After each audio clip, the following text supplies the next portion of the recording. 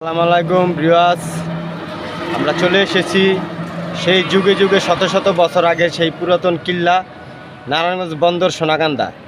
ইতিহাস সাক্ষ্য দেয় আমাদেরকে মোগল রাজ্যে এবং নবাব সিরাজউদ্দৌলার আমলে, ইসাক আল আমলে তারা কি করেছিল, কিভাবে ছিল, এগুলো আমাদেরকে আগাম সংবাদ যেমন বাতাসের মাধ্যমে জানান দেয়। তা আজকে আমি এই কিল্লার সম্পর্কে কোনো কিছু বিস্তারিত না বলতে পারলেও আমি কিল্লার চতুর্থ সাইডটা আপনাদেরকে ঘুরে দেখাবো। যদি ভালো লাগে আমাকে কমেন্ট করবেন, পরবর্তী পর্বে আমি বিস্তারিত সমস্ত কিছু আপনাদেরকে জানাতে পারবো। চলুন।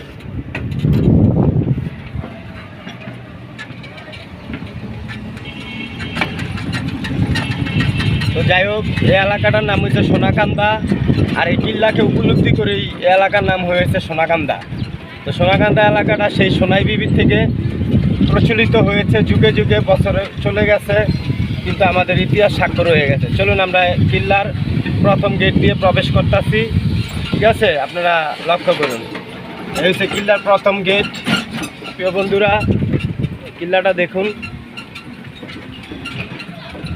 শয়ে শয়ে বছর চলে গেছে কিন্তু আমাদের ইতিহাস রয়ে গেছে। এ হচ্ছে কিল্লার প্রধান গেট।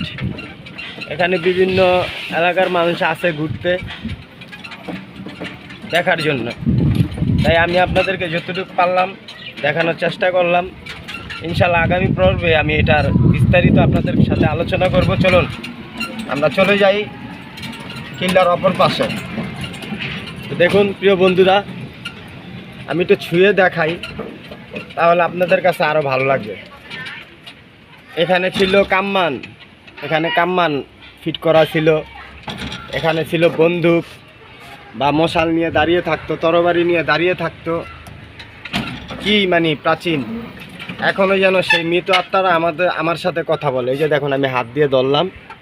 ঠিক আছে, অ্যাকচুয়ালি আমাদের কাছে এগুলো অনেক ভালো লাগে ইতিহাস সম্পর্কে জানতে, যে অনেক গর্ববোধ করি যে আমাদের দেশে মোগল রাজ্যের সাম্রাজ্য ছিল, কিন্তু তখন আমরা ছিলাম না।